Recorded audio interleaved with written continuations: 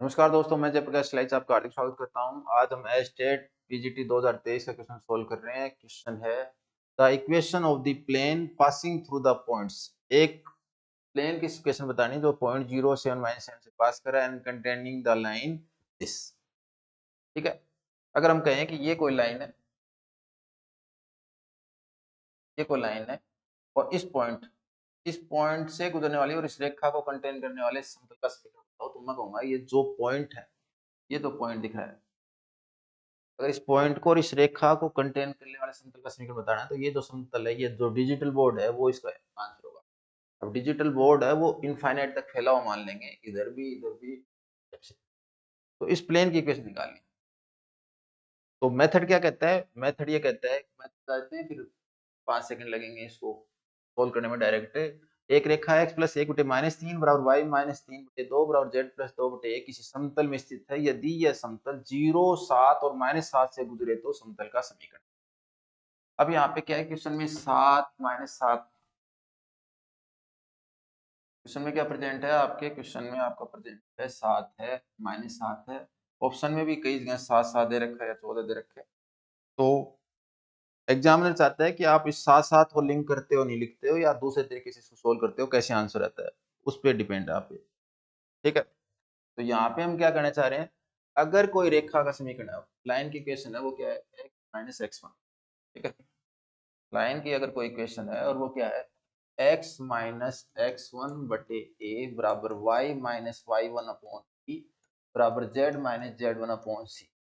इस लाइन से और इस पॉइंट से, किस पॉइंट से, alpha comma beta comma gamma. अगर मैं इस पॉइंट को बोल दूं कि अल्फा बीटा और गामा है, और ये जो लाइन है ये है मेरी x-x1/a equal to y-y1/b equal to z-z1/c। इन दोनों को कंटेन करने वाला इक्वेशन ऑफ प्लेन बतानी। तो इक्वेशन ऑफ प्लेन का डायरेक्ट फॉर्मूला अपन लिखेंगे। सबसे पहले तो ये फॉर्मूला होता है x-x1, यहाँ y-y1, यहाँ z-z1। सेकंड रो में a b c, third row में आप क्या करोगे, यहाँ पे x ने अल्फा पुट करोगे तो alpha minus alpha 1, beta minus y1, यहाँ z की जगह रखोगे गामा तो gamma minus z1 equal to कितना हो गया जी। ये इसका डायरेक्ट फॉर्मूला होता है। तो डायरेक्ट फॉर्मूला लगा देते हैं। पहले रेखा का समीकरण क्या है, x plus 1/-3, x plus 1/-3, y minus 3/2,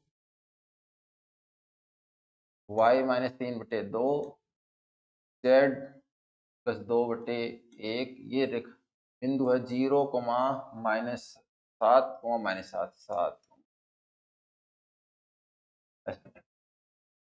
ये बिंदु रखे हैं।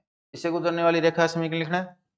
तो इससे गुजरने वाली रेखा समीकरण लिखना है तो हम लिख रहे हैं x plus 1, y minus 3, z plus 2, यहाँ लिखा -3, 2, 1। यहाँ इसमें x 0 पुट करेंगे तो 1, 7 पुट करेंगे तो 7 में से 3 घटाया 4, 7 माइनस 3 4, -7 पुट करेंगे तो -7 प्लस 2, -7 प्लस 2 माइनस का 5, और इसको पूरा करके ट्रीटमेंट इसको।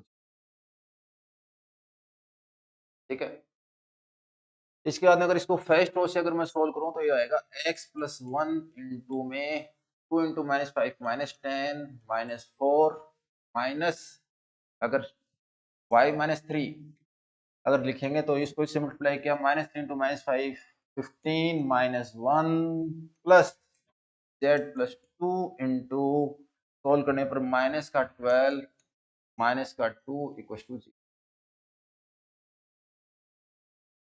इसको और सोल्व किया तो कितना आएगा, माइनस का 14 इंटू मल्टीप्लाई नहीं करा एक बार में x प्लस 1, यहाँ माइनस का दोबारा ये 14 माइनस से गुना तो माइनस का 14 इंटू माइनस y माइनस 3, यहाँ भी आप सोल्व करोगे तो माइनस का 14 into z plus 2 equal to 0। -14 है वो मैं पूरे को कॉमन लेके कैंसिल कर सकता हूँ, सीधा प्रत्येक पद को -14 से विभाजित करके भी कैंसिल कर सकता हूँ। मैं एक बार आपको दिखाने के लिए -14 कॉमन ले लेता हूँ, बाकी आप डायरेक्ट इसको हटा देना। x plus 1 plus y minus 3 minus z plus 2 equal to 0। अब ये -14 जीरो के बटे में आके कैंसिल हो जाएगा, या हम कह सकते हैं दो राशि का प्रोडक्ट जीरो हो तो पहली नॉन जीरो तो दूसरी जीरो होगी।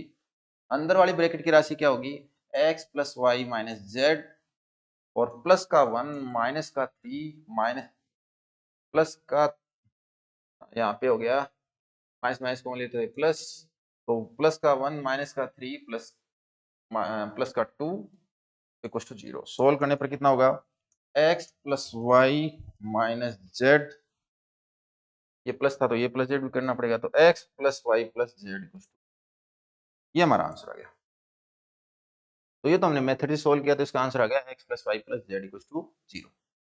अब एग्जाम में अगर इसको करना हो डायरेक्ट करेंगे तो कैसे करेंगे, तो वो देख लेते हैं। तो देखो भाई यही बता देते हैं। सबसे पहले यहाँ देखो -3 2 और 1, इन तीनों को जब ऐड करते हैं तो कितना आता है, 0 आता है। इसको इसको और इसको ऐड किया, कितना आ गया, 0 आ गया। तो इसका मतलब इसको इसको और इसको ऐड करेंगे तो हमारा आंसर आ जाएगा। अगर एग्जाम में डायरेक्ट करना है तो मैं क्या करूंगा, x प्लस 1 वाई माइनस 3 और जेड प्लस टू तीनों को ऐड कर दूंगा। x plus 1 y minus 3 z plus 2 तीनों को ऐड कर दिया, सोल्व करने पर आंसर आ गया x plus y plus z. Observation से मात्र 5 सेकंड का क्वेश्चन है, ये जीरो तो तीनों का एडिशन किया। अब अगर इस क्वेश्चन में मान लो कि यहाँ 0 7 और -7 की जगह 0 और -7 और 7 होता, तो भी रिजल्ट पे कोई इफेक्ट नहीं पड़ता, क्योंकि -7 और +7 का एडिशन भी 0 होता है और 7 और -7 का एडिशन भी 0 होता है।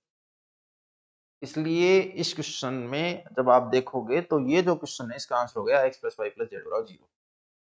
तो 5 सेकंड का क्वेश्चन है, इसको क्वेश्चन को देखो, क्वेश्चन को देखने के बाद हिसाब लगाओ। हिसाब क्या लगाना है कि इन तीनों का एडिशन क्या है, 0 है, इन तीनों का एडिशन 0 है, तो इन तीनों को ऐड करेंगे तो भी कितना आएगा, 0 आएगा। फाइनल हमारा आंसर हो गया, वो हो गया x plus y plus z equal to. धन्यवाद।